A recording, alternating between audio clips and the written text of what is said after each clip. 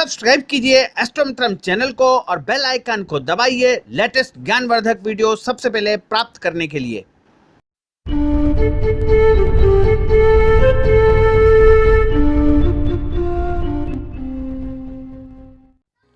नारद पुराण में बताया गया है ये छोटा सा एक उपाय रोज करने से घर में नहीं आती गरीबी।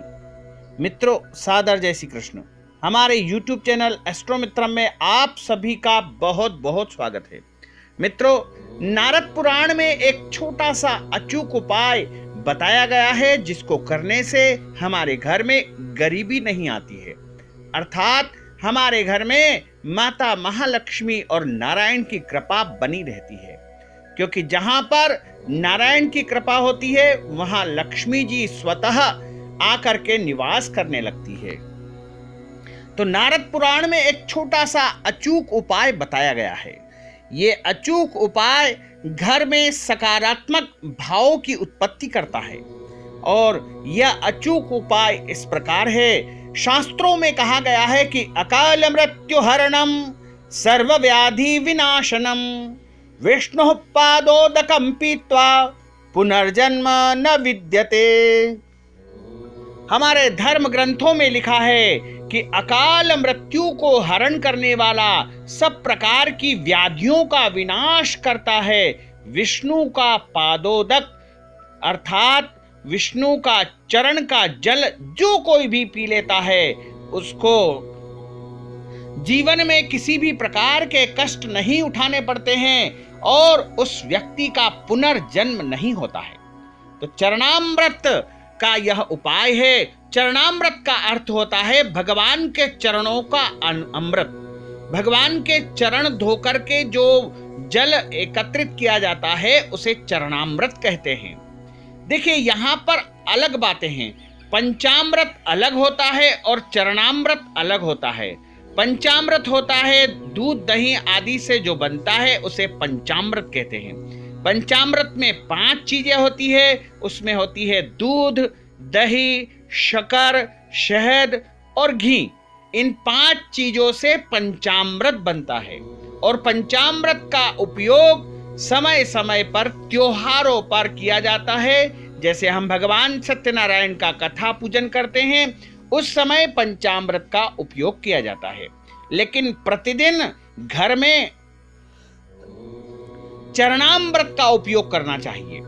पंचामृत भी जब भगवान को स्नान करा दिया जाता है, जब चरणामृत का रूप धारण कर लेता है, लेकिन पहले वो पंचामृत रहता है, उसके बाद वह चरणामृत का रूप धारण कर लेता है।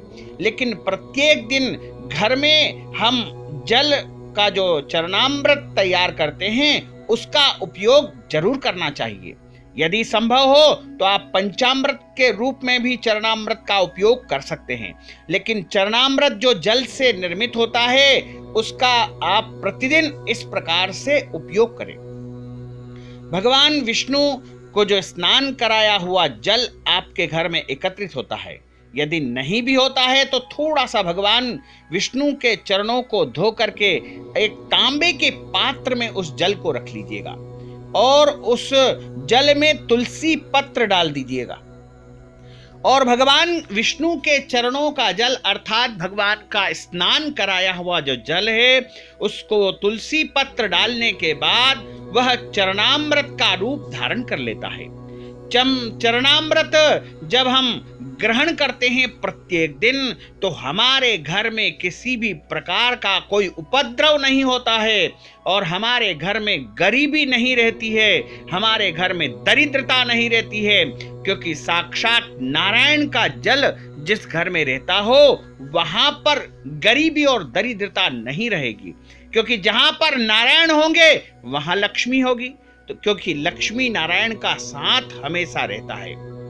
चरणामृत ग्रहण आपको करना चाहिए। तुलसी पत्र डाला हुआ चरणामृत ग्रहण करने के बाद बहुत से लोग सिर पर हाथ फेर लेते हैं, लेकिन शास्त्रीय मत है कि ऐसा नहीं करना चाहिए, इससे नकारात्मक प्रभाव पड़ता है। चरणामृत हमेशा सीधे हाथ में लेना चाहिए और इसको श्रद्धा पूर्वक मन को शांत रख करके पी लेना चाहिए। इससे चरणामृत अधिक लाभप्रद हो जाता है।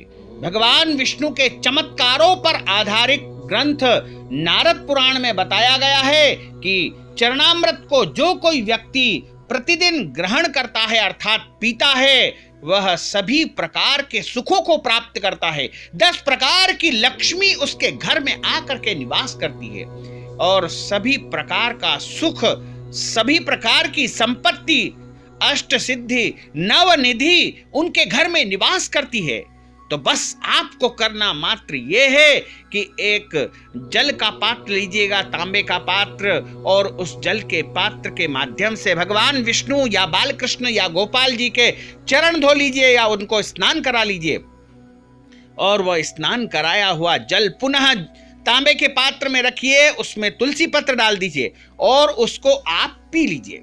बस आपको प्रत्येक दिन ये उपाय जरूर करना है।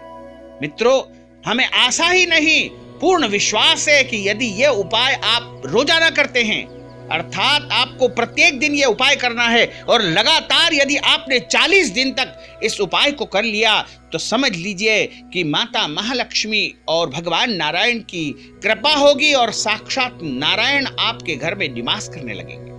मित्रों, हमारे इस वीडियो को आप अधिक से अधिक शेयर करिएगा, लाइक करिएगा, कमेंट करिएगा, और यदि अभी तक आपने सब्सक्राइब नहीं किया है तो सब्सक्राइब अवश्य कर लीजिएगा। सादर जय श्री कृष्ण, सादर धन्यवाद।